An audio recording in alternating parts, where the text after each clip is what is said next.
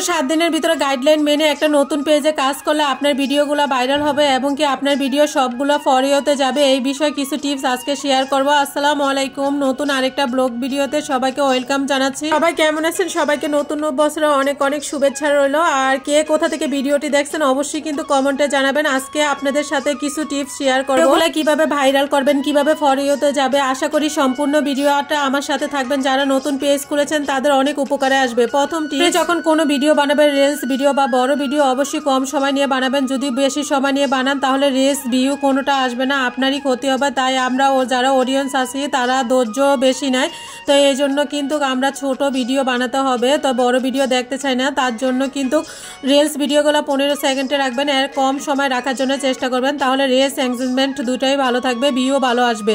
আর বড় ভিডিওতে কিন্তু 3 মিনিটের বেশি দিবেন না, 3 মিনিট 10 সেকেন্ড 15 সেকেন্ড, তাহলে এরকম রাখবেন।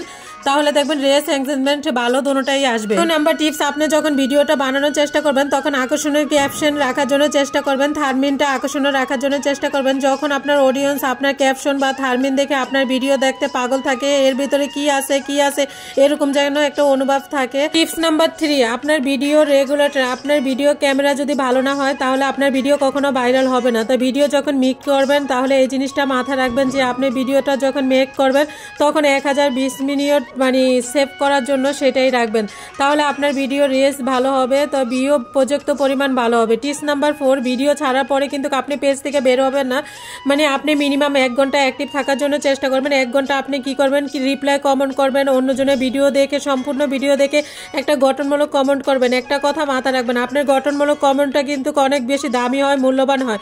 এভাবে আপনি একটা সপ্তাহ কাজ করলে আপনার পেজের ভিউ দেখবেন আগে থেকে অনেক গুণ বেড়ে গেছে।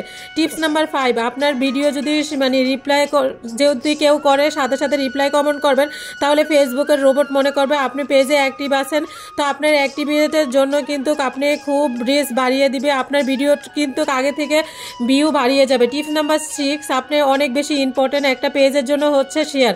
আমাদের ভিডিও কিন্তু মানে কেউ ভালো করে চিনে না, আমাদের পেজটা একদম নতুন, আমাদের পেজটা অগ্রণীভাবে যদি ফলোয়ার্স নেই, তো এই জন্য আপনারা কি করবেন, 10,000 ফলোয়ার্স নেই, তো এই জন্য কি করবেন, আপনারা মানে পেজে কিন্তু শেয়ার করার চেষ্টা করবেন। আত্মীয় স্বজন ভাই বোন এদের ফোন থেকে আমরা ভিডিওগুলো শেয়ার করবো। ভিডিওগুলো যদি বেশি মানে অ্যাক্টিভ হলে গ্রুপগুলোতে শেয়ার করা যায় তাহলে রিলস এঙ্গেজমেন্ট কিন্তু ভালো হবে, সেখান থেকে কিন্তু পর্যাপ্ত পরিমাণ কিন্তু ভিউটা বেড়ে যাবে, আমাদের পেজে কিন্তু পরিচিত আসবে, তুলনামূলকভাবে একটু হলেও বেড়ে যাবে। শেয়ার করার ক্ষেত্রে আপনার ফোন থেকে শেয়ার করবেন না, নিজের পেজ থেকে শেয়ার করা যাবে না, অন্য একটা ফোন বা আইডি থেকে শেয়ার করতে হবে, 2-1টা ফেক আইডিয়া খুলে মানে শেয়ার করতে হবে। এভাবে যদি আপনারা কন্টিনিউভাবে কাজ করে যান, আশা করি 1 সপ্তাহের ভিতরে আপনার পেজের মানে একটা ভালো একটা ভিউ দেখবেন। আজকের ভিডিওটা আপনাদের ভালো লাগবে, ভালো লাগলে অবশ্যই লাইক শেয়ার করে পাশে থাকবেন। আল্লাহ হাফেজ।